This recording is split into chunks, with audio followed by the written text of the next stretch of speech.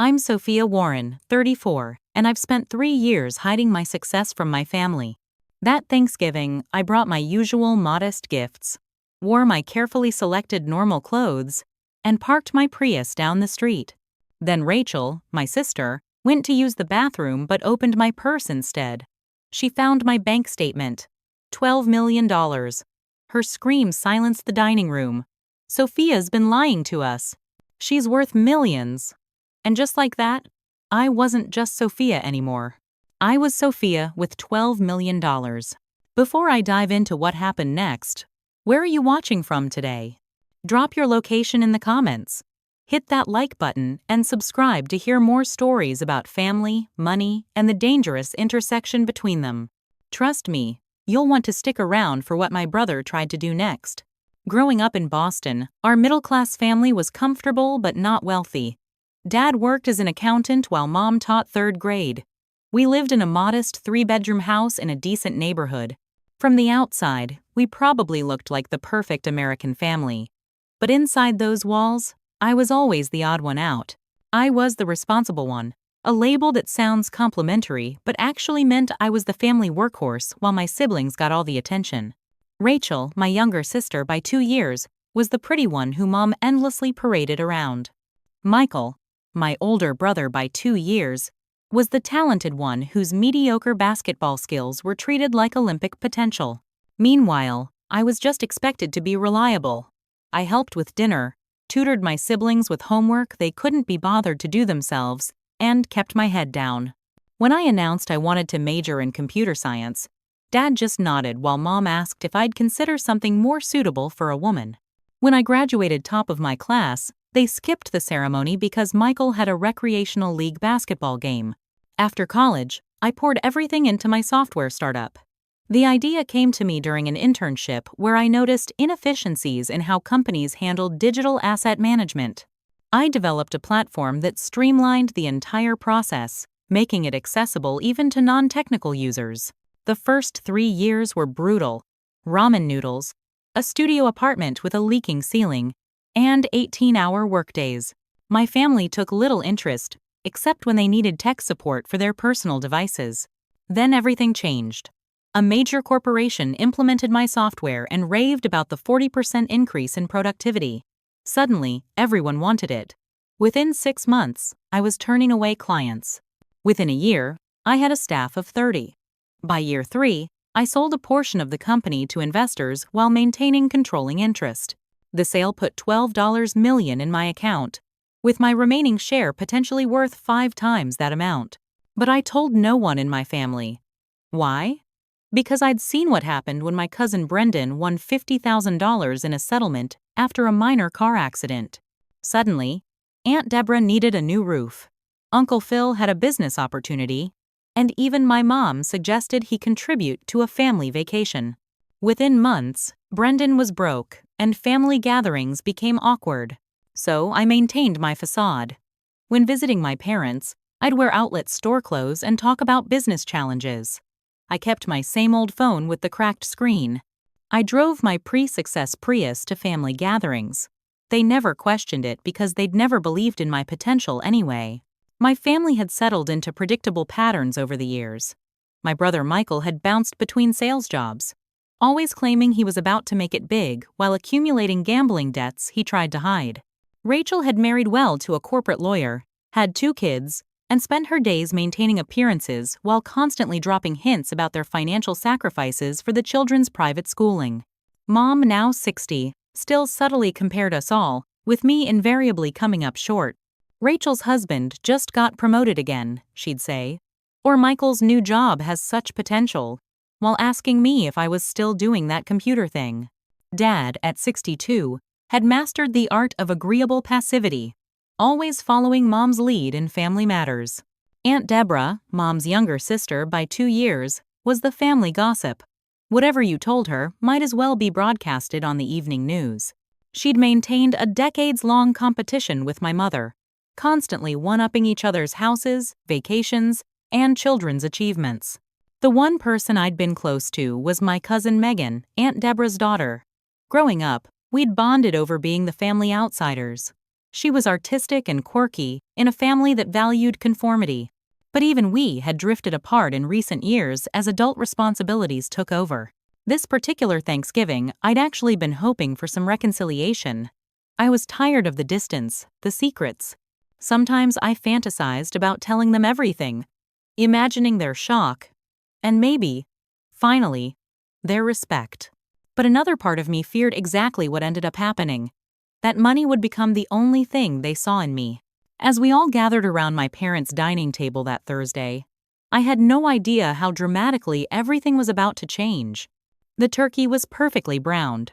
The cranberry sauce was homemade for once. And for a brief, fleeting moment, I felt a warm nostalgia as we took our seats. If only I'd checked, my purse was fully closed when I put it down in the hallway. The Thanksgiving turkey might as well have turned to ash in my mouth after Rachel's announcement. Every bite became impossible to swallow, as 5 pairs of eyes fixed on me with expressions ranging from shock to something that made my skin crawl. Calculation. $12 million? Mom repeated, her voice hollow with disbelief. And you never told us? It's complicated, I managed, my mind racing for some explanation that wouldn't sound as self-protective as the truth. The business has been doing well, but a lot of that money is tied up. Tied up? Rachel interrupted with a snort. I saw the statement, Sophia. That's liquid cash in your account. Dad cleared his throat. Well, I think it's wonderful, sweetheart. Always knew you were smart. His words might have warmed me if they'd come years earlier, or if his eyes weren't darting toward Mom for approval. Aunt Deborah's face had transformed entirely. The woman who typically greeted me with a distracted peck on the cheek was now beaming as though I were her own personal lottery ticket. Sophia, darling, you must be working yourself to death. You know what they say about all work and no play. We somehow made it to dessert, though I couldn't tell you what the pumpkin pie tasted like. As the meal wrapped up, the first strike came swiftly. Michael cornered me by the refrigerator while I was putting away leftovers. So, baby sis, he said, leaning against the counter with forced casualness. I've been working on this incredible investment opportunity. High returns, minimal risk. Perfect for someone in your position. What position is that, exactly? I asked, though I knew perfectly well.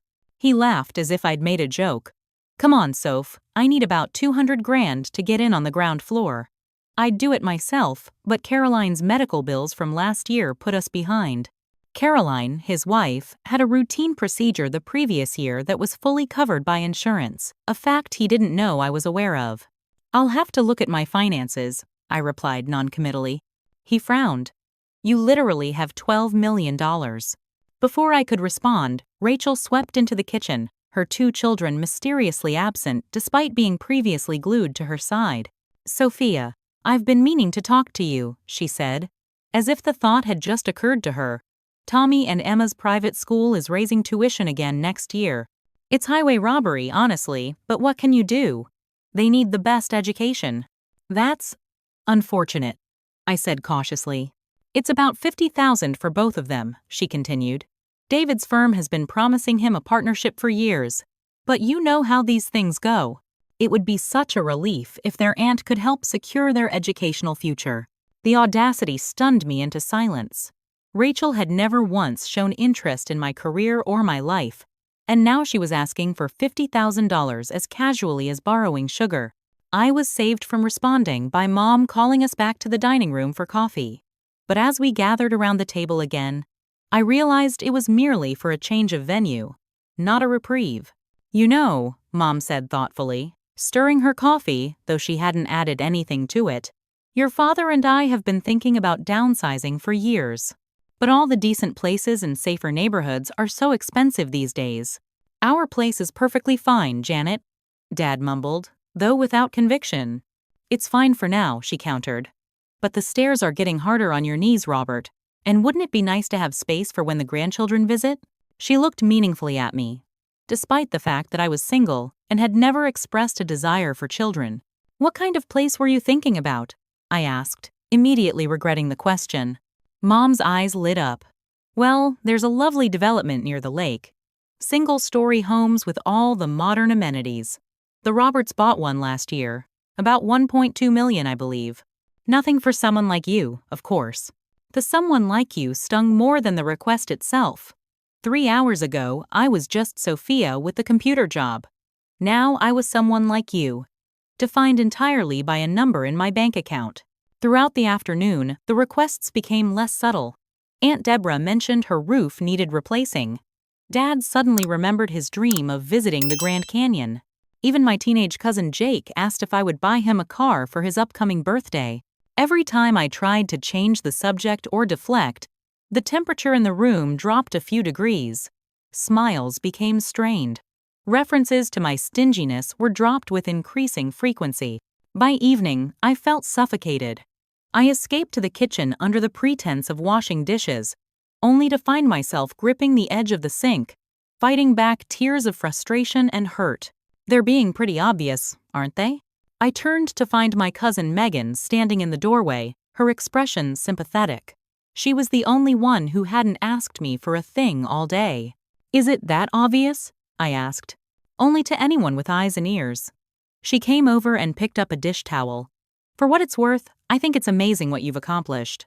And you don't owe anyone anything." Her words were the first genuine ones I'd heard all day. As we washed dishes side by side, I felt a small flicker of relief that at least one person saw me as more than a dollar sign. That relief was short-lived. As I was preparing to leave, Mom pulled me aside with a grave expression. "Sophia, I raised you to understand family obligations," she said, her voice low but intense.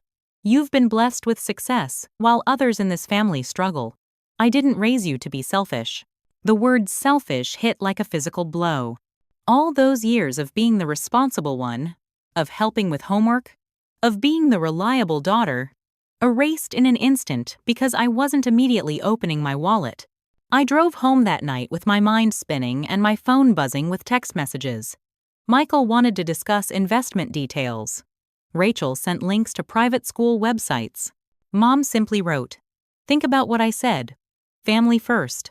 I turned my phone off when I got home, but I couldn't turn off the voice in my head asking if maybe they were right. Was I being selfish? Did I owe them something for being fortunate? The questions kept me awake until dawn, when exhaustion finally pulled me under. Exactly 1 week after the Thanksgiving revelation, my phone lit up with a group text from my mother. "Family meeting at our house tonight, 7 p.m. Important to discuss recent developments. Attendance mandatory." The word mandatory made my stomach clench. I was 34 years old, running my own successful company, and somehow my mother still believed she could command my presence like I was 15 again. What was worse, it was working. The thought of refusing never seriously crossed my mind. I arrived at 7:05 p.m., a small act of rebellion. The living room had been rearranged conference style, with chairs in a semicircle and my father's recliner conspicuously absent. Everyone was already seated. Mom and Dad, Michael and his wife Caroline, Rachel and her husband David, Aunt Deborah, and even cousin Megan, who shot me an apologetic look. "You're late," Mom said by way of greeting. "Traffic," I lied, taking the only empty seat, directly in the center of the semicircle. It felt like an interrogation room. "Now that we're all here," Mom continued, reaching for a manila folder on the coffee table, "we can address the elephant in the room. Sophia's financial situation and how it pertains to the family." My mouth went dry. Pertains to the family? Yes, dear. Family resources should benefit the family as a whole.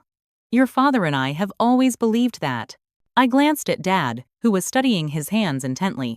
He'd never expressed such a belief to me in the past. Mom withdrew several typed pages from the folder and handed them out like a business proposal. With mounting disbelief, I scanned the document titled Family Financial Assistance Plan. There, in immaculate bullet points, was a detailed breakdown of what my family expected from me. Michael's debt consolidation, $200,000. Rachel's children's education fund, $50,000 annually. Parents' relocation assistance on $1 million. Annual family vacation fund, MIA, APES. Family business investment fund, $2 million, to be managed by Michael. The total came to over $3.5 million immediately, with ongoing annual commitments of at least $150,000, more than a quarter of everything I had. Is this a joke? The words escaped before I could stop them. Rachel's husband David leaned forward. As a corporate lawyer, he'd clearly helped draft this document. It's a reasonable distribution of resources to ensure family stability and growth. We've calculated these figures based on genuine needs and opportunities. Genuine needs? I repeated. Michael's gambling debts are genuine needs? Michael flushed dark red. Those are business investments that haven't matured yet. And $1 million house for Mom and Dad? They don't even want to move. Mom interjected smoothly. We've realized this is an opportunity to improve everyone's quality of life. Including yours, Sophia. Wouldn't you feel better knowing you've provided security for your family?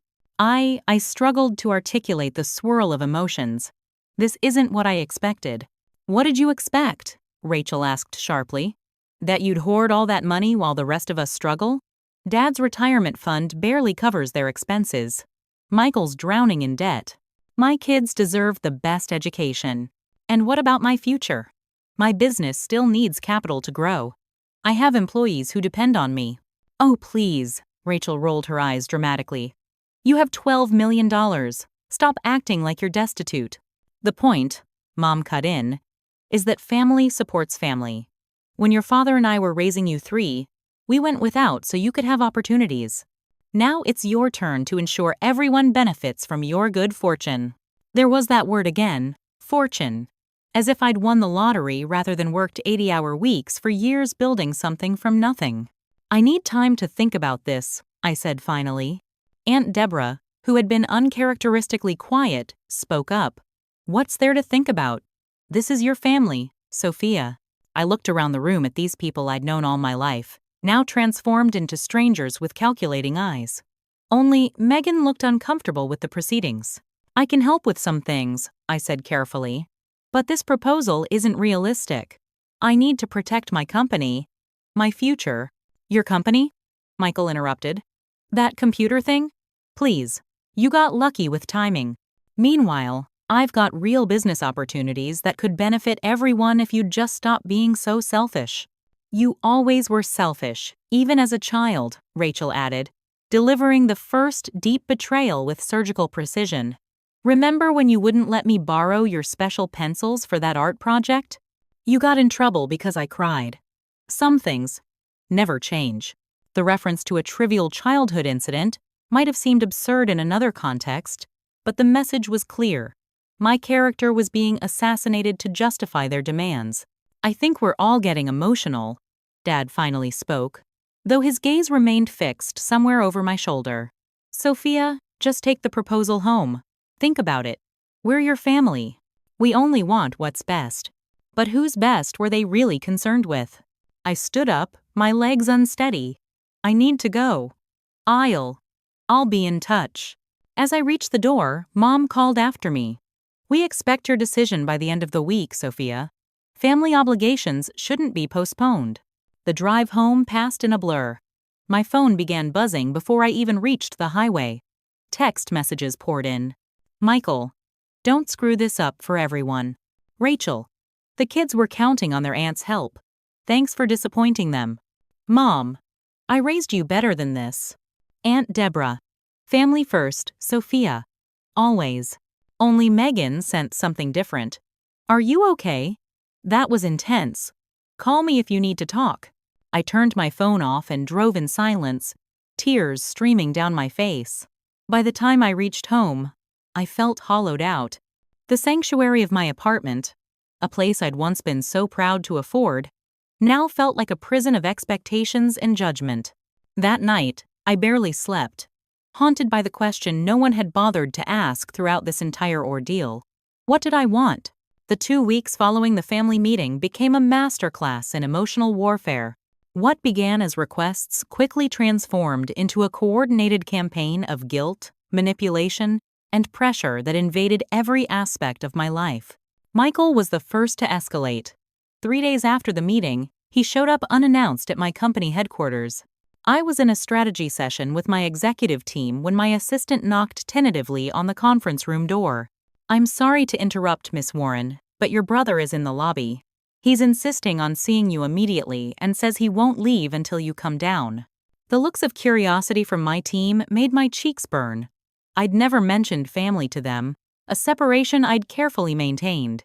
"Please excuse me," I said, rising from the table. "Continue without me." Michael stood in the lobby, dressed in a suit that was trying too hard to look expensive.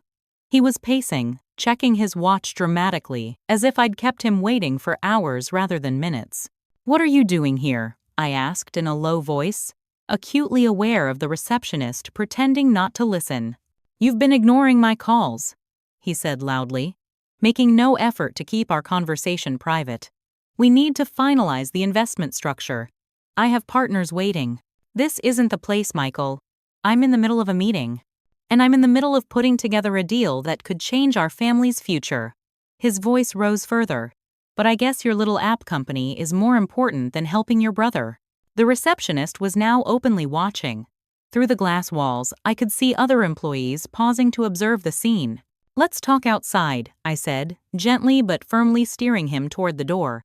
Once outside, his demeanor shifted from indignant to cajoling. "Look, Soph, I'm not asking for the world here, just a loan to get things moving. Once this venture takes off, I'll pay you back double. Michael, we both know your ventures have a way of disappearing along with any money invested in them." His expression hardened. "So that's how it is? You think you're better than me now because you got lucky with some software? Mom was right. Money has changed you. This isn't about save it." He cut me off. "But don't come crying to the family when your business fails and you're alone. Because that's what happens to people who turn their backs on family." He stormed off, leaving me shaking in the December cold. Back at my office, 3 employees quickly looked away when I entered. Word would spread. Questions would arise. My carefully constructed professional image now had a crack running through it. That was just the beginning. Rachel's approach was more insidious. Rather than confronting me directly, she began a whisper campaign within our extended family circle. Cousins I hadn't spoken to in years suddenly reached out with messages of concern. "Hey Sophia, is everything okay with you and Rachel? She mentioned you've been going through something difficult." "Sophia, I heard about the family situation. If you need someone to talk to about your issues." It took several confused exchanges to piece together what Rachel was telling people, that my sudden wealth had triggered some kind of psychological break, making me paranoid and withholding. That the family was trying to help me, but I was pushing everyone away. The story was spreading beyond family. At a Christmas charity event I attended annually, several acquaintances approached with concerned expressions, having heard from mutual friends about my difficulties. Rachel's husband, David, with his country club connections, had been busy.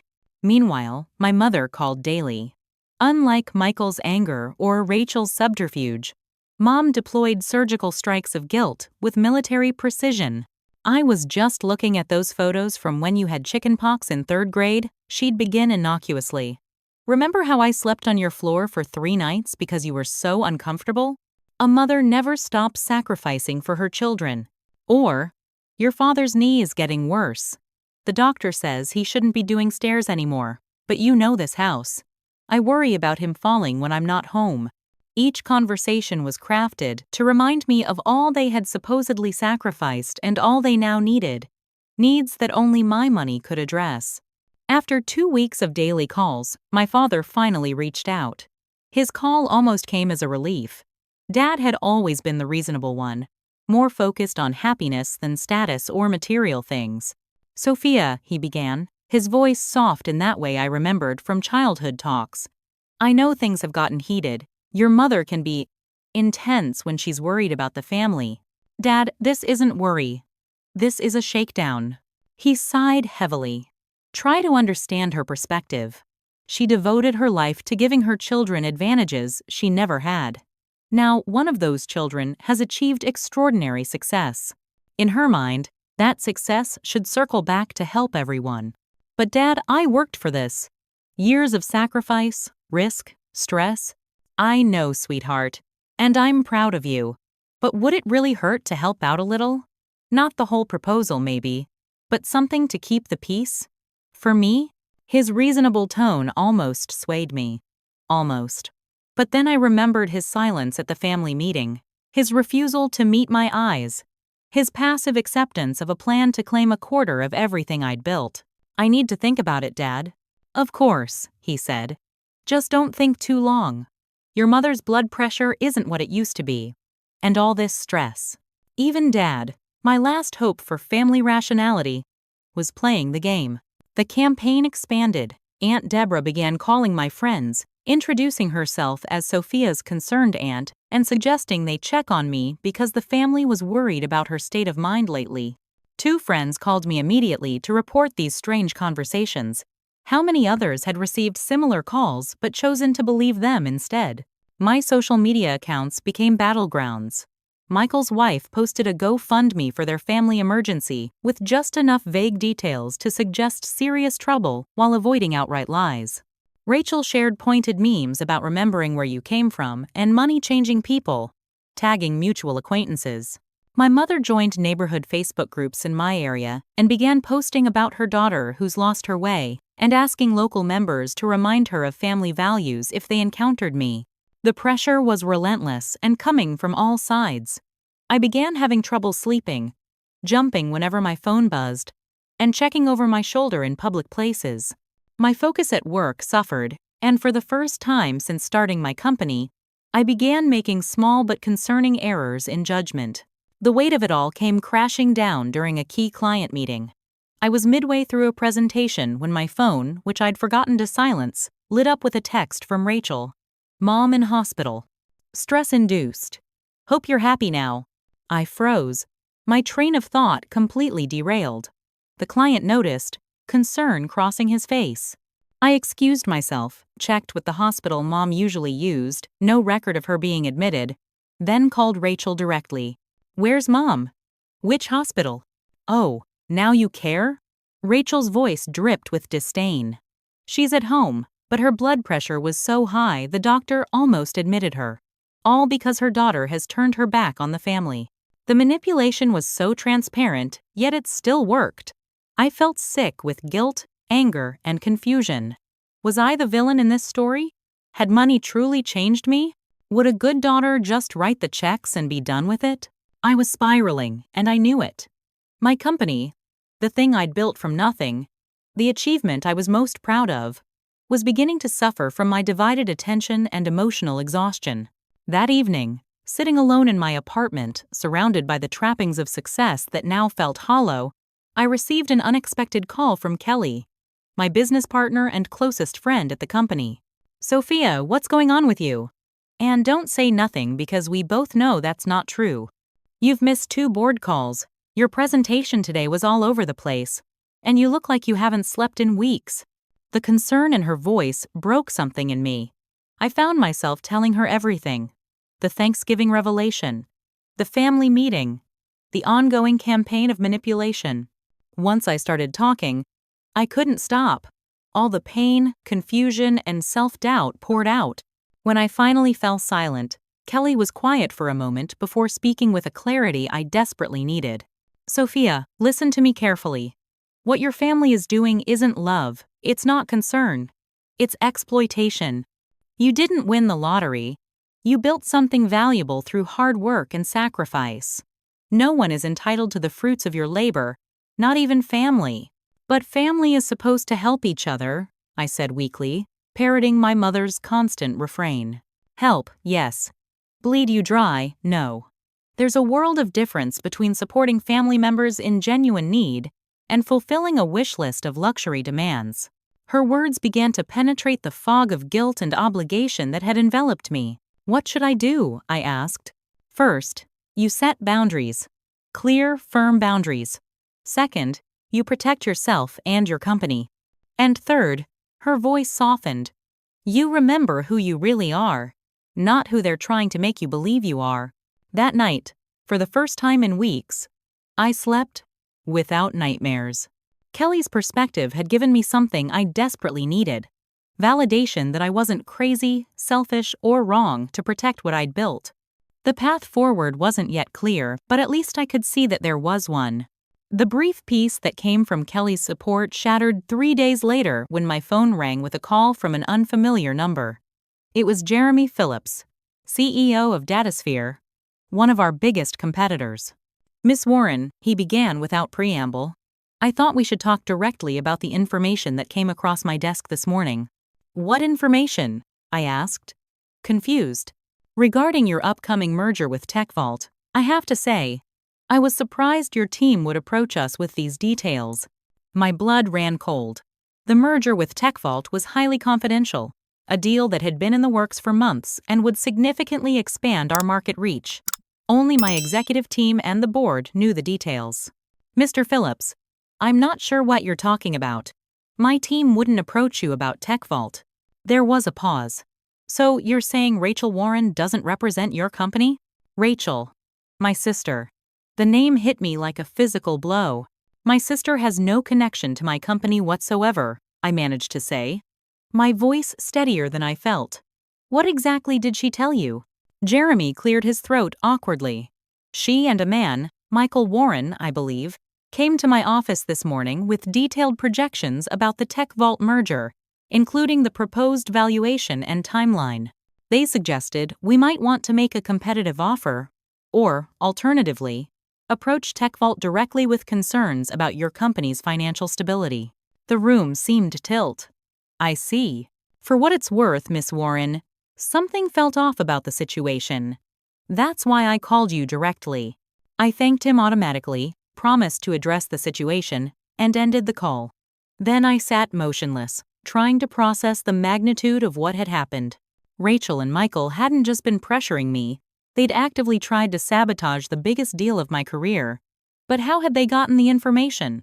With shaking hands, I called our IT security team and requested an immediate audit of my email account. The results came back within the hour. My personal email had been accessed from an unrecognized device 2 weeks earlier. The password, a combination of my childhood street name and pet, would have been easy for a family member to guess. Among the emails accessed were exchanges with my CFO about the TechVault deal, including attachments with the confidential projections Jeremy had mentioned. I called an emergency meeting with my executive team and legal counsel to contain the damage. By some miracle, TechVault hadn't yet been approached by Rachel and Michael, but the near miss was catastrophic enough. We had to accelerate our timeline, strengthen our NDAs, and implement damage control strategies. As the team dispersed to execute our crisis plan, my general counsel remained behind. Sophia, she said gravely, what your sister and brother did likely constitutes corporate espionage. Not to mention unauthorized access to electronic communications. These are serious legal matters. The implication was clear. I could press charges against my own siblings. Let me think about next steps, I replied, not ready to make that decision. That evening, still reeling from the betrayal and its potential consequences for my company, I drove to Rachel's house. I needed to confront them face to face, to hear them try to justify what they'd done. Rachel opened the door with a look of feigned surprise that quickly morphed into defiance when she saw my expression. Well, look who finally has time for family. Where's Michael? I asked, stepping past her into the foyer. In the living room. We were just discussing some business matters.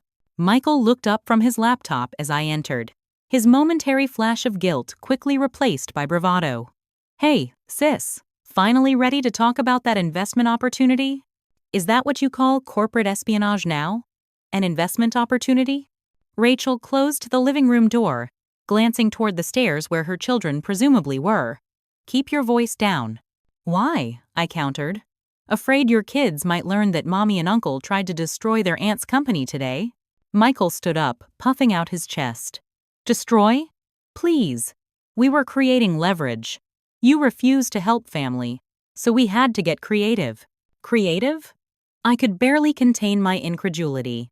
You stole confidential information and tried to sabotage a multi-million-dollar deal. Do you have any idea what kind of legal trouble you're in? Rachel scoffed. Oh, spare us the threats. You won't press charges against your own family. That's what you're counting on, isn't it? That family ties will stop me from protecting everything I've worked for? What we're counting on, Rachel said, her voice icily calm, is that you'll finally recognize reality. You have resources the rest of us need. If you won't share willingly, we'll find ways to convince you. This is blackmail, I whispered. Michael shrugged. If you won't share, we'll take what's ours. The casual cruelty of it struck me like a physical blow. These people, my own blood, saw nothing wrong with what they'd done. In their minds, my success belonged to them by right of relation, and any means of accessing it was justified. "What happened to you both?" I asked, my voice breaking slightly. "When did you become people who would do this?" "We didn't change," Rachel replied coldly. "You did. The moment you decided your precious company and bank account were more important than family." I looked between them. My sister with her perfect house and calculated ambition. My brother with his habitual failures and boundless entitlement. They were strangers wearing familiar faces. "You're wrong," I said finally. "I didn't change. I just finally see clearly." As I turned to leave, Michael called after me. "This isn't over, Sophia. One way or another, the family will get what it deserves." The threat lingered in the air as I walked out, got in my car, and drove aimlessly for hours, too shaken to go home. Everything I'd built was suddenly vulnerable, not just to market forces and competition, but to the people who should have been most invested in my success. For the first time, I considered drastic measures, changing my phone number, moving apartments, even relocating the company headquarters. The thought of such severance from my past life was terrifying, but so was the alternative of waiting for the next attack. When I finally returned to my apartment well after midnight, I found myself surveying it with new eyes. The space that had once represented achievement now felt exposed, unsafe. I double-checked the locks, drew all the blinds, and still couldn't shake the feeling of vulnerability. That night, sitting in the dark of my living room, I came closer to giving up than I ever had during the hardest days of building my company. Perhaps it would be easier to write the checks, buy my family's temporary satisfaction, and try to move on. Perhaps the price of peace was worth paying, even if it came with strings and never-ending expectations. But as dawn broke, casting long shadows across my floor, I thought of Kelly's words. I thought of my employees who depended on me. I thought of all the nights I'd worked until exhaustion, all the risks I'd taken, all the moments of doubt I'd pushed through to build something meaningful. And I knew I couldn't surrender it. Not to market forces, not to competitors, and certainly not to family members who saw me as nothing but an ATM with a familiar face. That morning, instead of going to the office, I called Kelly. "I need help," I admitted. The words unfamiliar and difficult. "I don't know how to fight this." Her response was immediate and unhesitating. "Then we'll figure it out together. This is what real support looks like, Sophia. Remember that." It was a small moment of clarity in the darkness. A reminder that not all relationships came with conditions and demands. Some connections were built on mutual respect and genuine care. If my blood family couldn't offer that, perhaps it was time to recognize the family I'd chosen instead. The morning after confronting Rachel and Michael, I made a decision that felt simultaneously drastic and long overdue. I called Jessica Bennett, a high-profile attorney who specialized in both corporate law and personal protection cases. Her reputation for handling sensitive situations with discretion had made her the go-to counsel for tech executives facing everything from intellectual property theft to stalking. "I need comprehensive protection," I told her after explaining the situation. "For my company, my assets, and myself." Jessica's office was a stark contrast to the chaos of recent weeks. Serene, organized, and exuding a quiet confidence that immediately put me at ease. As I sat across from her desk, surrounded by law degrees and case victories framed on the walls, I felt a weight beginning to lift. "What your family has done crosses several legal boundaries," she explained after hearing the full story. "The unauthorized email access violates the Computer Fraud and Abuse Act. The attempt to interfere with your business deals could constitute tortious interference with business relationships, and the ongoing harassment has elements of emotional distress and defamation. Hearing these actions classified in legal terms, as actual crimes, rather than just family matters, was strangely validating." "What are my options?" I asked. "We start with cease and desist letters," Jessica said, making notes in a leather-bound portfolio. "Formal legal notices to each family member involved, clearly outlining the behaviors that must stop immediately and the potential consequences if they continue. And if they ignore the letters?" Her expression remained professional but firm. Then we escalate to restraining orders, civil litigation, or criminal charges, depending on their actions. But in my experience, the cease and desist letters are often enough to create a reality check. Many people back down when they realize their actions have legal consequences. Within 48 hours, Jessica had drafted individually tailored letters for Michael, Rachel, my parents, and Aunt Deborah. Each letter detailed specific actions they had taken, the laws those actions potentially violated, and the clear demand that all harassment, interference, and defamation stop immediately. While Jessica handled the legal front, I focused on securing my personal and professional life. I hired a cybersecurity firm to audit and strengthen all my accounts, implementing two-factor authentication and creating complex new passwords that had no connection to my personal life.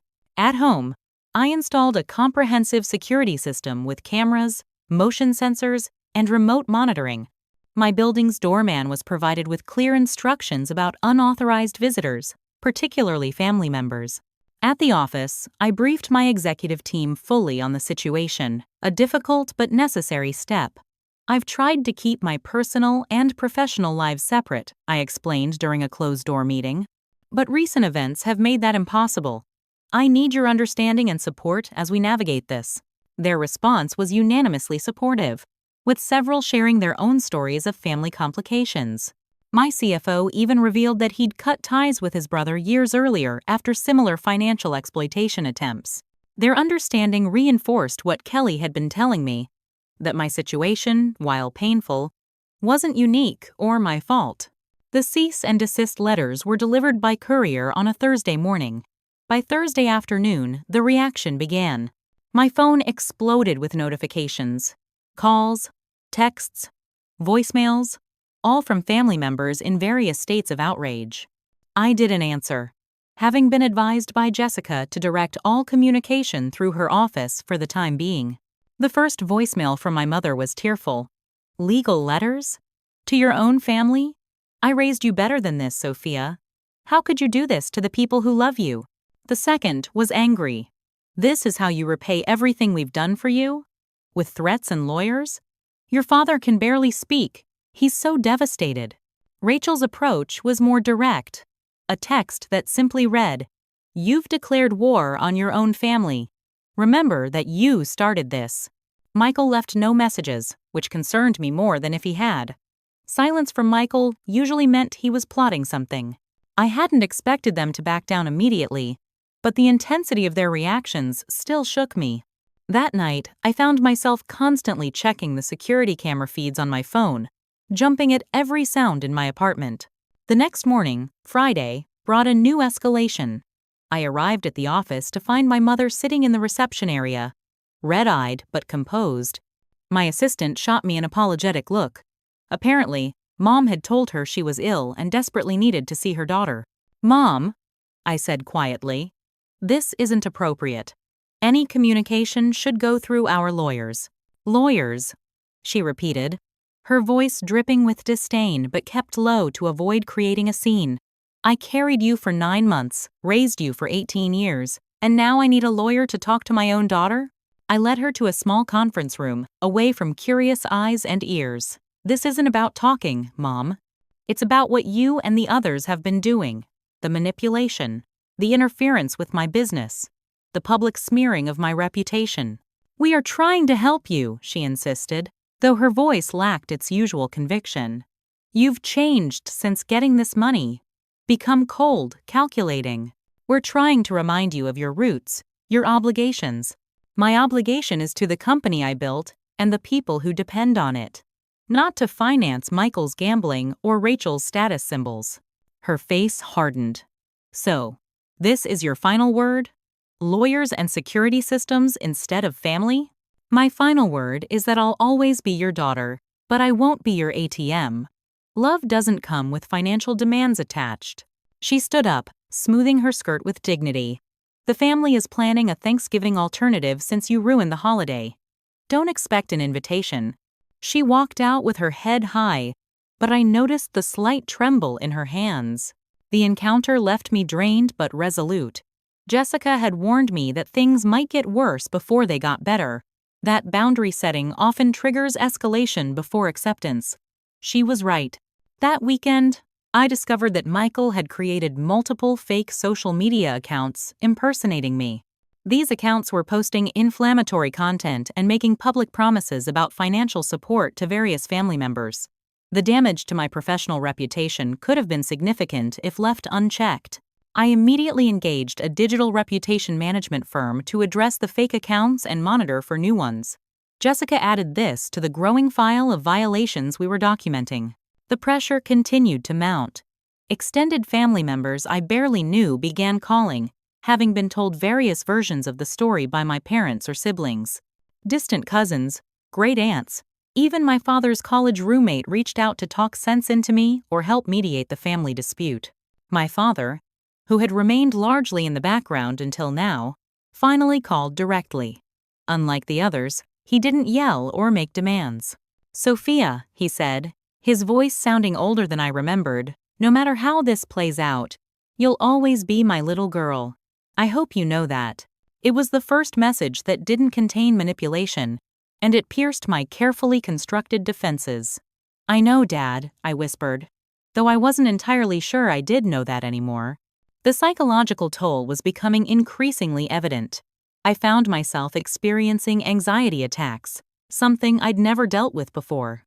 Sleep became elusive, and when it came, it was populated by nightmares of public humiliation or family betrayal. Kelly noticed the changes. "You need support," she said firmly after finding me staring blankly at my computer screen one afternoon. "Professional support. I have Jessica," I replied automatically. "Legal support is crucial, but I'm talking about your mental health. This is trauma, Sophia. Betrayal by the people you should be able to trust most. That leaves scars." At her insistence, I reluctantly agreed to speak with Dr. Sarah Wilson, a therapist specializing in family trauma and boundary setting. Our first session was uncomfortable. Laying bare the family dynamics I'd normalized for so long felt like admitting to some personal failure. "What you're experiencing is common among people who've achieved success from difficult family systems," Dr. Wilson explained gently. "When you change the dynamics by setting boundaries, those who benefited from the old patterns often respond with escalation rather than adaptation." "So this gets worse before it gets better?" I asked, disheartened. "Often, yes. But without boundaries, it only gets worse, period. With boundaries, there's at least a path to healthier relationships, if the other parties are willing to adapt. And if they're not?" Her expression was compassionate but unflinching. "Then you have to decide what kind of relationship is possible, while still protecting yourself." That conversation marked a turning point in how I viewed the situation. I began to recognize that the escalating behavior from my family wasn't a sign that I was wrong to set boundaries. It was confirmation that those boundaries were desperately needed. With this new perspective, I became more strategic and less reactive. When Michael created new fake accounts, I documented them calmly for Jessica rather than panicking. When extended family members called with guilt trips, I delivered a polite but firm response about contacting my lawyer with any concerns. Slowly, painfully, I was learning to stand firm. The anxiety didn't disappear, but it became manageable rather than overwhelming. The sleepless nights became less frequent. And most importantly, I stopped questioning whether I deserved to protect what I'd built. As Dr. Wilson had predicted, the escalation continued. My mother organized a formal family boycott of my upcoming birthday. Michael expanded his social media campaign to include business forums where potential clients might see his false claims.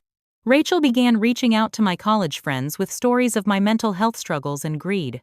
But with each attack, my resolve strengthened. These were not the actions of people who truly cared about my well-being. These were the desperate attempts of those who saw me as a resource rather than a person. "You're doing well," Jessica assured me during our weekly update meeting. "Establishing boundaries is hardest at the beginning. They're testing to see if you'll cave under pressure." "I won't," I said, surprising myself with the certainty in my voice. "Not anymore." As I left her office that day, I realized something had fundamentally shifted within me. The guilt that had been my constant companion since Thanksgiving was finally beginning to fade, replaced by something unfamiliar but essential. The quiet confidence that comes from standing up for yourself, even when, especially when, those you love try to convince you that you don't deserve to. The phone call came on a rainy Tuesday evening as I was reviewing quarterly projections at my dining table. I almost didn't answer, assuming it was another family member trying to circumvent the legal boundaries. But something made me glance at the screen. Megan's name. My cousin had been noticeably absent from the escalating family drama. At the infamous family meeting, she'd looked uncomfortable but remained silent. Since then, she'd sent a few supportive texts but otherwise kept her distance. I'd assumed she was trying to stay neutral to avoid becoming a target herself. Megan? I answered cautiously. Sophia. Her voice was hushed, urgent. Are you alone? Can you talk freely? Yes, to both. What's going on? I need to see you. Not over the phone. It's important. About the family situation. We agreed to meet at a small cafe across town, far from any places my family frequented. As I drove there the next morning, I found myself preparing for yet another betrayal. Perhaps Megan had been sent as the new good cop, now that the other's aggressive tactics had failed. I spotted her in a corner booth, hunched over a large coffee, dark circles under her eyes, suggesting she'd slept as poorly as I had in recent weeks. She looked up, relief washing over her face as I approached. Thank you for coming, she said, reaching out to squeeze my hand, a gesture so unexpectedly warm that it momentarily threw me off balance. What's this about, Megan? She glanced around nervously before pulling out her phone. I have something you need to hear. Several somethings, actually. She placed the phone between us and pressed play on a voice recording. My mother's voice emerged, unmistakable despite the slight distortion. The lawyer's letters are just intimidation tactics. Sophia would never actually sue family. We just need to push harder, show a united front. She'll cave eventually. Aunt Deborah responded. But what if she doesn't? The girl's always been stubborn. Then we consider the lawsuit option. Robert found those old business plans she sketched out when she was living with us after college. We could claim she developed the initial concept under our roof, that it was a family enterprise from the beginning. My blood ran cold. The business plans were nothing but preliminary sketches for an entirely different concept I'd ultimately abandoned. They had no connection to my current company. But in the hands of an aggressive lawyer, they could create expensive, reputation-damaging litigation. Megan played recording after recording. Michael discussing how to approach my major clients with concerns about company stability. Rachel planning to contact my ex-boyfriend with promises of payment for any dirt he might have. My mother and Aunt Deborah debating which of my personal weaknesses would be most effective to exploit publicly. How did you get these? I finally asked. My voice barely above a whisper. I've been recording the family meetings, Megan admitted. Ever since that first one when they presented the financial aid plan, something felt wrong. Manipulative. I thought if I had evidence, maybe I could. I don't know, make them see how toxic this has become? Does anyone know you're doing this? She shook her head. No one suspects me. I'm just Megan. The artistic one. The quiet one. The one who doesn't matter in family power plays. There was no bitterness in her voice, just weary acceptance. Why are you showing me this now? Megan's eyes filled with unexpected tears. Because last night, they crossed a line I can't ignore. Michael suggested breaking into your apartment to look for valuables or sensitive documents. Rachel thought it was a great idea. And the worst part? My mother and yours just sat there discussing the best time to do it. Like they were planning a surprise party instead of a felony. I felt physically ill. Did anyone object? Your dad left the room. That's something, I guess. But he didn't actively stop them either. We sat in silence for a moment, the gravity of the situation settling between us. I'm sorry, Sophia, Megan finally said. I should have come forward sooner. I just kept hoping they'd come to their senses. That someone would realize how crazy this has all become. It's not your fault, I assured her, meaning it. But I don't understand, why are you helping me? You must know they'll turn on you if they find out. She gave a small, sad smile. Because I've been where you are, just on a much smaller scale. When I got that gallery showing 2 years ago and sold a few pieces, Suddenly, my mother needed a new car, and Michael had investment opportunities for my windfall. It was $15,000, Sophia. Not millions. But the pattern was identical. This was news to me. I had no idea. No one did. I gave in, depleted my savings, and then was treated like a disappointment when there was nothing left to give. She took a deep breath. Watching them do the same to you, just on a massive scale, I couldn't stay silent anymore. In that moment, something shifted between us. The tentative alliance that had begun at Thanksgiving solidified into something stronger, more resilient. Megan wasn't just a sympathetic relative. She was a fellow survivor of the family's toxic patterns. "What will you do with the recordings?" she asked. "Give them to my lawyer. They're evidence of conspiracy, possible extortion, and planned breaking and entering at minimum." Megan nodded, looking both relieved and terrified. "I should probably stay away from family gatherings for a while after this comes out." "Stay with me," I offered impulsively. "I have the security system, the doorman. You'd be safe." Her eyes widened. They'd see that as the ultimate betrayal, both of us against the family. Maybe it's time to redefine what family means to us. Over the next week, Megan moved into my guest room, and together, we began the painful process of untangling decades of unhealthy family dynamics with Dr. Wilson's help. I learned that Megan, like me, had always felt like an outsider in the family. Her artistic pursuits dismissed as impractical, her quieter nature interpreted as weakness. "I used to envy you," she confessed during one late-night conversation. "You escaped, built your own life, while I kept trying to earn approval that never came." "I didn't escape the patterns, though," I pointed out, "just delayed facing them until the stakes were higher." With Megan's recordings safely in Jessica's hands and security measures strengthened at both home and office, I began to feel less like a victim and more like someone actively reclaiming control. The anxiety attacks decreased, replaced by a growing clarity about what I would and wouldn't accept in relationships moving forward. Kelly noticed the change immediately when Megan and I met her for dinner. "You look different," she observed. "Both of you, actually. Stronger." "We're getting there," I replied, realizing it was true. The process wasn't linear. There were still moments of doubt, still painful memories that would surface unexpectedly. But having Megan as an ally, someone who understood the family dynamics from the inside, made an immeasurable difference. "Do you think they'll ever change?" Megan asked one evening as we reviewed additional security footage Jessica had recommended we install. "I don't know," I answered honestly. Dr. Wilson says people can change when the pain of staying the same becomes greater than the pain of changing. But they have to want to change. And if they don't? I considered this question carefully. A month earlier, it would have devastated me to contemplate permanent estrangement from my family. Now, while still painful, it felt like a possibility I could face if necessary.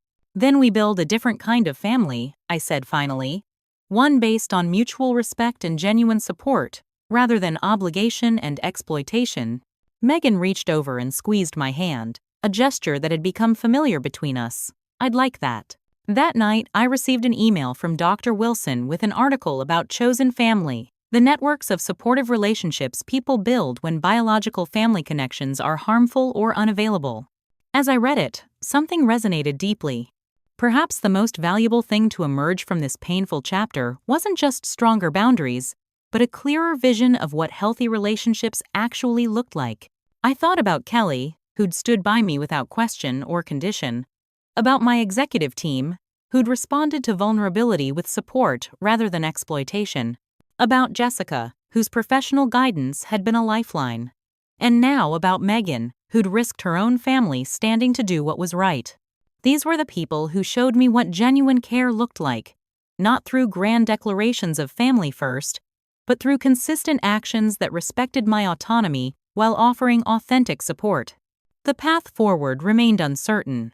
Jessica was preparing legal responses to the potential threats documented in Megan's recordings. Security remained high at both home and office. Family members still occasionally attempted end runs around the boundaries, though with decreasing frequency as they realized I wouldn't be swayed. But for the first time since that fateful Thanksgiving, I felt something beyond anxiety and hurt when thinking about the future. It wasn't quite peace yet, but perhaps its precursor, the grounded certainty that whatever happened with my biological family, I would be okay. Not because I had $12 million, but because I had finally learned to value myself beyond what I could provide to others. "We'll get through this," I told Megan as we prepared for another session with Dr. Wilson. "One way or another." She smiled, the shadows in her eyes gradually giving way to something brighter. "I know we will." And somewhat to my surprise, I found that I believed it too. The legal notice arrived on a crisp autumn morning, almost 10 months after the Thanksgiving that had changed everything. I was reviewing expansion plans with my executive team when my assistant interrupted with an urgent message. A courier had delivered documents requiring immediate attention. The manila envelope contained a lawsuit filing. The plaintiffs, Robert and Janet Warren, my parents. The claim that my entire business had been developed under their roof using their resources, constituting a family enterprise in which they were entitled to a 40% ownership stake. The room tilted momentarily as I scanned the document, noting Rachel and Michael were listed as secondary plaintiffs with 15% claims each. My family was suing me for 70% of my company. "Sophia?" Kelly's voice seemed distant. "What is it?" I handed her the papers wordlessly, then excused myself to call Jessica. Her response was immediate and focused. "This is the desperate move we anticipated," she said, her voice calm despite the bombshell. "The good news is, their claim is absurdly weak. The bad news is that lawsuits, even baseless ones, can create public relations issues and business disruption." "They know that," I replied, the initial shock giving way to cold clarity. "This isn't about winning in court. It's about forcing a settlement to avoid the publicity." "Exactly. They're betting you'll pay them off rather than deal with the distraction and potential reputational damage." She was right.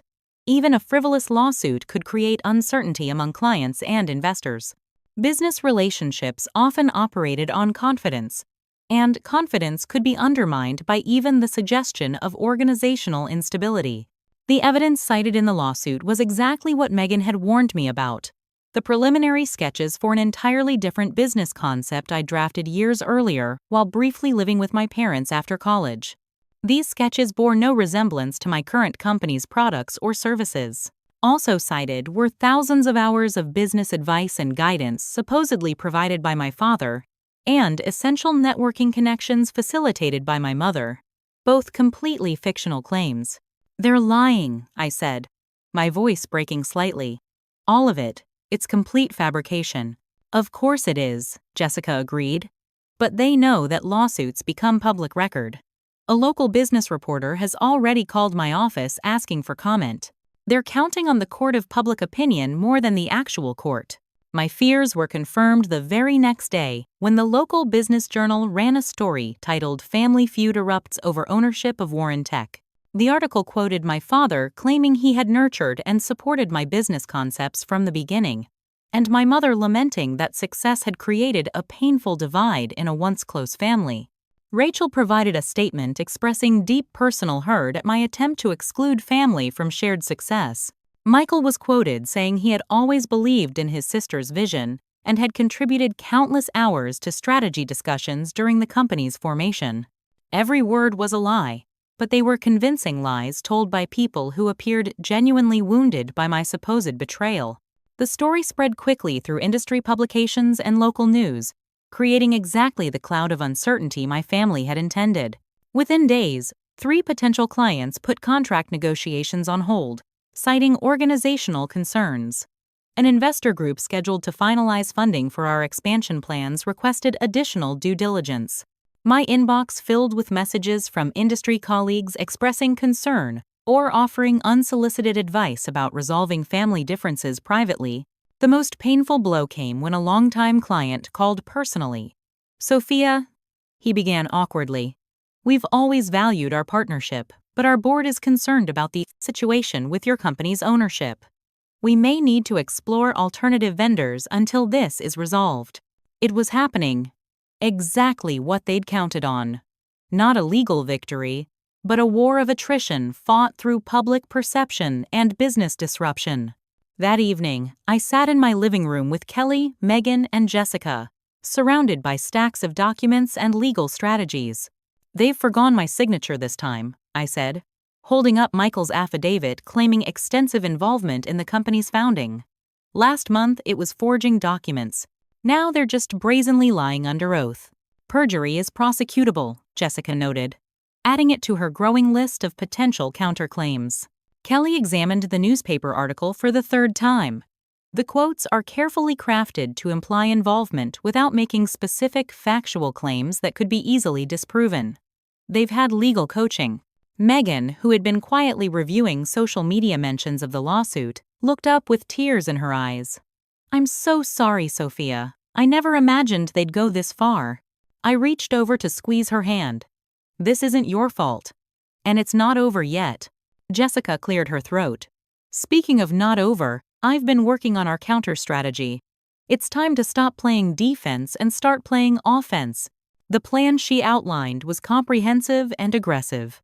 We would file a robust countersuit alleging defamation, business interference, perjury, and attempted extortion based on Megan's recordings and the documented history of harassment. Additionally, we would pursue a temporary restraining order preventing all plaintiffs from making further public statements about the company while litigation was pending. But Jessica had one more suggestion, one that made me hesitate. "We need to expose their motivations and credibility issues publicly," she said carefully. "That means documenting Michael's gambling problems and prior failed business ventures. It means revealing Rachel's history of financial manipulations within the family. It means bringing to light your parents' pattern of exploitative behavior." "That feels cruel," I admitted. "Despite everything they'd done. Crueler than what they're doing to you? To the company and people who depend on it?" Kelly asked, not unkindly. I glanced at Megan, knowing she was related to these people too. Her expression was resolute. "They made their choice, Sophia. They chose to attack publicly, to lie under oath, to try to destroy what you've built. There are consequences to those choices." After a restless night, I authorized Jessica to proceed with the full counter strategy, including the exposure of my family's credibility issues.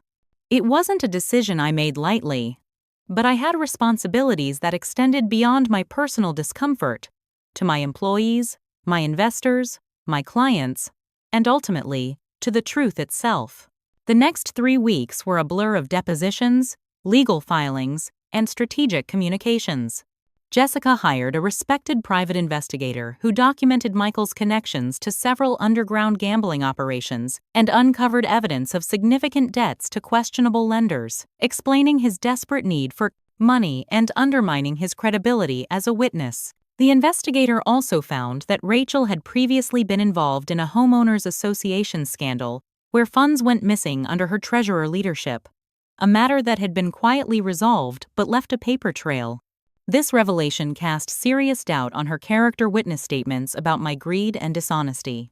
Most painfully, documentation emerged showing that my parents had engaged in similar behavior with other family members who had experienced financial success, including a cousin who had moved across the country specifically to escape their constant demands. As these details became public through court filings and carefully managed press statements, the narrative began to shift. Business publications ran follow-up stories questioning the original lawsuit's claims. Industry forums that had been buzzing with speculation about my company's future began discussing the apparent retaliatory nature of my family's actions instead. The temporary restraining order preventing further public statements was granted, silencing my family's media campaign. 3 separate judges denied their motions for emergency ownership consideration, citing the complete lack of documentary evidence for their claims. The client who had considered leaving called again. "We've been following the developments," he said. "Seems like there's more to this story than initially reported. Our board has decided to maintain our partnership pending final resolution." Similar calls followed. The investor group re-engaged. New client inquiries resumed. Slowly, painfully, the business stabilization I'd fought for began to take hold. Then came the most unexpected development of all. A text message from my father, sent from a number I didn't recognize. "Can we talk? Alone. No lawyers. No Rachel or Michael. Or your mother." Jessica advised against meeting him without legal representation. Kelly worried it was another trap. But something in the simple message, its directness, its isolation from the others, resonated with the faint hope I still carried that at least one family member might step back from the precipice. I agreed to meet at a public cafe, with both security and legal teams aware of the location and timing. My father looked older than I remembered, his shoulders stooped, his usually immaculate hair unkempt. He rose when I approached, a gesture of respect I hadn't expected. "Thank you for coming," he said as I sat across from him. "What do you want, Dad?" My voice was steadier than I felt. He stared into his coffee cup for a long moment before meeting my eyes. "To tell you, I'm withdrawing from the lawsuit. I've instructed my lawyer to file the paperwork tomorrow." I waited, suspecting there was more. There was always more. "I let things go too far," he continued. "Got caught up in your mother's certainty, Michael's schemes, Rachel's resentments. But these past weeks, seeing all our failings laid out in public documents." He shook his head slowly. "It forced me to confront some ugly truths about choices I've made. Or rather, choices I've failed to make by simply going along. Why tell me in person? Why not just have your lawyer contact Jessica? Because I owed you an apology that couldn't come through legal channels. I'm sorry, Sophia. Not just for the lawsuit, but for years of failing to stand up for you. For not being the father you deserved." The simple acknowledgement, without excuses or demands attached, was so unexpected that I found myself fighting back tears. "What about Mom?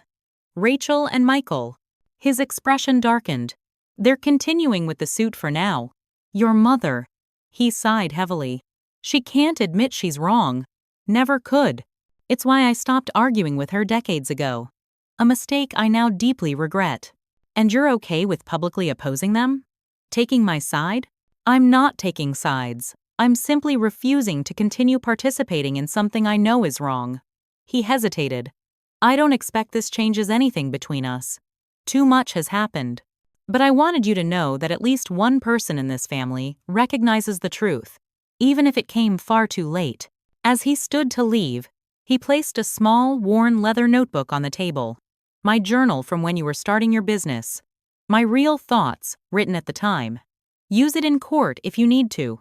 It documents that I knew you were developing your company completely independently, with no family resources or input." The gesture, providing evidence that directly contradicted his wife and children's claims, was the first genuine act of paternal protection I could remember in years. "Why now?" I asked as he turned to go. He looked back with sad eyes. "Because some things are more important than money. I wish the rest of them understood that." As I watched him walk away, I felt an unexpected lightening, not of the legal burden, which remained substantial even with one plaintiff withdrawing, but of an emotional weight I'd carried far longer. The validation that at least one family member could recognize truth over self-interest, could choose integrity over expediency, restored something small but vital in my battered sense of family. It wasn't reconciliation. It wasn't even forgiveness, yet, but it was a crack in the wall of betrayal. A small suggestion that perhaps, someday, healing might be possible, even if the relationships were forever changed. I called Jessica immediately to inform her of this development. Her reaction was measured but positive. "One down, 3 to go. And your father's testimony will significantly undermine the other's claims." That night, as Megan and I shared the news with Kelly over dinner, I realized something important.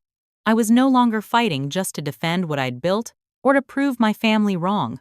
I was fighting for the right to define success on my own terms, not just financial success, but success in creating relationships based on respect rather than obligation, on mutual support rather than exploitation.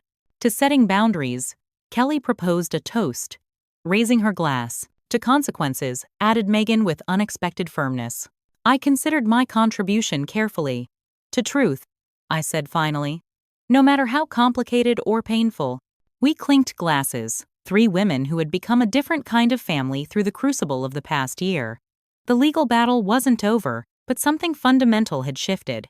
For the first time, I could see beyond the conflict to a future defined by choice rather than circumstance. A future where I could build connections based on who people were, not who they were supposed to be by virtue of blood. And that, I realized, was a victory no lawsuit could ever take away.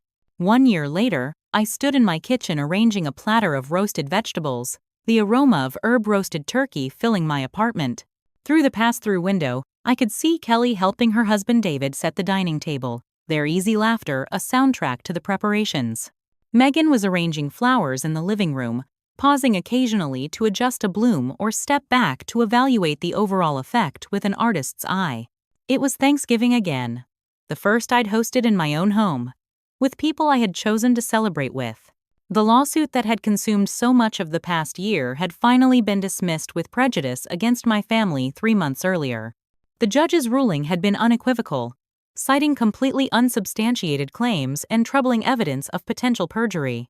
My countersuit had been settled out of court, with my family agreeing to a permanent injunction against any further legal or public relations attacks.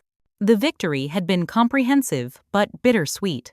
No financial damages had been sought or awarded. I had no interest in my family's money, only in their cessation of hostilities. The public, vindicating of my position, had restored business confidence completely. In fact, the company had emerged stronger than before, as the publicity had inadvertently raised our profile among potential clients who hadn't previously been aware of our services. "Need any help in there?" Dr. Sarah Wilson asked, poking her head into the kitchen. She and her husband had accepted my somewhat impulsive invitation to join our Thanksgiving celebration. Over the months of therapy, she had helped me navigate not just the family crisis but the process of rebuilding my sense of self and security in its aftermath. "I think we're almost ready," I replied, adding a final garnish to the vegetable platter. As we gathered around the table, Kelly and David, Megan and her new partner Sam, Dr. Wilson and her husband, and 2 other friends who had been particularly supportive throughout the ordeal, I found myself pausing to absorb the moment. "Before we eat," I said, "I want to thank each of you for being here today. A year ago, I couldn't have imagined feeling thankful for anything about the situation I was in.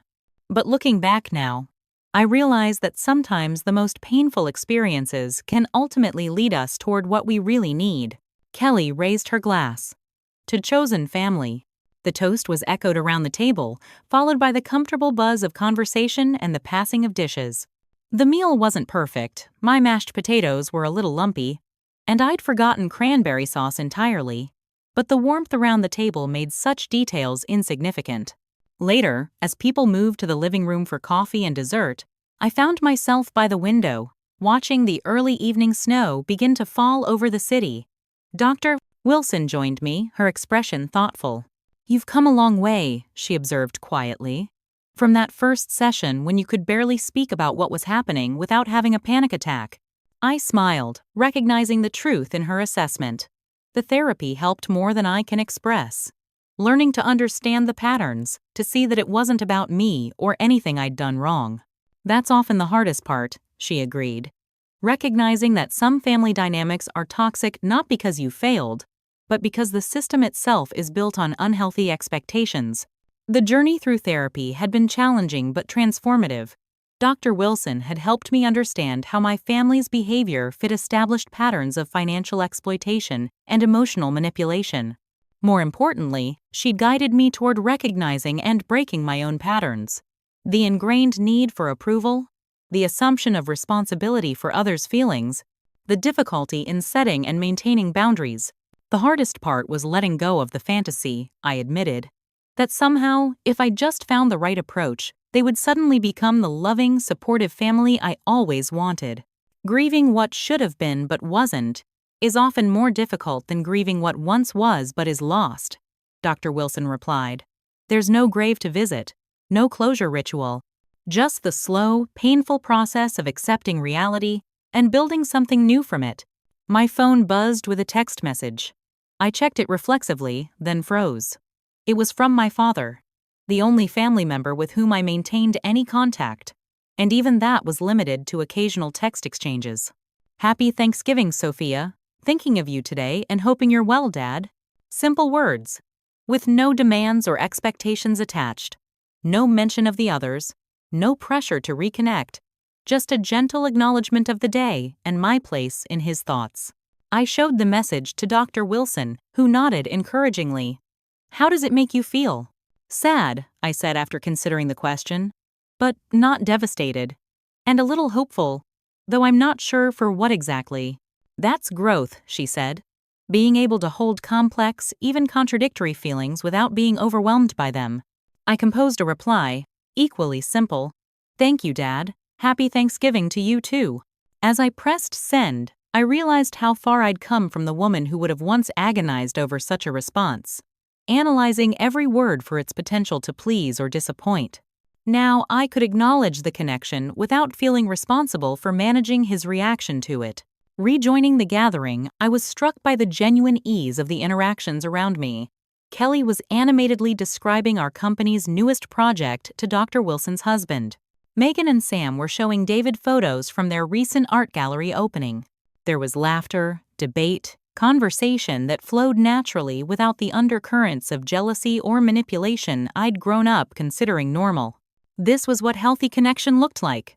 People sharing their lives without scorekeeping, supporting each other's successes without feeling diminished by them, disagreeing without weaponizing the relationship. As the evening wound down and guests began to depart with warm hugs and promises to get together again soon, Megan lingered to help with cleanup. "Remember last Thanksgiving?" she asked as we loaded the dishwasher. "When Rachel found that bank statement? How could I forget? It feels like a lifetime ago." "In some ways, it was," she observed thoughtfully. "We're different people now." She was right. The Sophia who had hidden her success out of fear and guilt no longer existed. Neither did the Megan who had silently endured family manipulation rather than risk confrontation. We had both been transformed by the crucible of the past year, not into harder or more cynical versions of ourselves, but into women who understood our own worth and the boundaries necessary to protect it. "Do you ever miss them?" Megan asked suddenly. "The family gatherings, I mean. Despite everything." I considered the question carefully. I miss what I always hoped they could be, not what they actually were. After a pause, I added, "What about you?" "Sometimes I miss my mom," she admitted. "Not the person who participated in trying to destroy your company, but the mother who taught me to paint when I was little. I've been thinking about reaching out to her, actually, just to see if there's anything salvageable." "Would that be safe for you?" I asked, concerned. She smiled at my protective instinct. "I think so. I've learned a lot from watching you set boundaries. I know now that I can open a door without letting someone move in and rearrange all the furniture." Later that night, after everyone had left and I was alone in my apartment, I found myself reflecting on the journey from last Thanksgiving to this one. The path had been painful beyond anything I could have imagined. Betrayal, legal battles, public scrutiny, the loss of family relationships I'd once considered permanent despite their dysfunction. Yet here I stood, not just surviving, but thriving. My company was stronger than ever, having weathered a storm that might have destroyed a less resilient organization.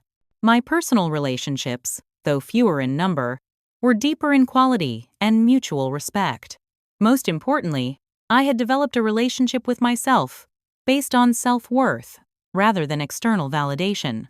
I pulled out my journal, a practice Dr. Wilson had encouraged, and wrote the date at the top of a fresh page.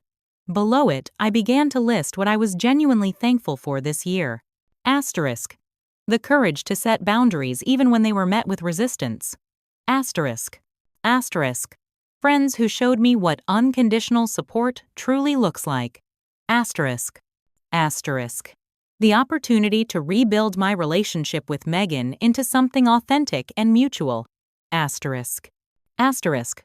Professional success that came from genuine value creation, not exploitation. Asterisk. Asterisk. The growing ability to distinguish between guilt and responsibility. Asterisk. Asterisk. The freedom to define family on my own terms.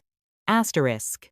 As I finished writing, I realized that the $12 million that had triggered this entire ordeal barely factored into my current sense of wealth.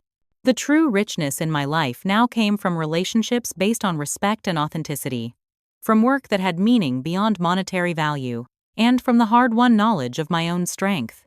I wasn't just Sophia with $12 million anymore. I was simply Sophia, finally wealthy in all the ways that truly mattered.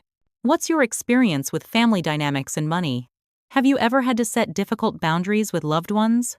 Share your thoughts in the comments below, and don't forget to like, subscribe, and share this story if it resonated with you.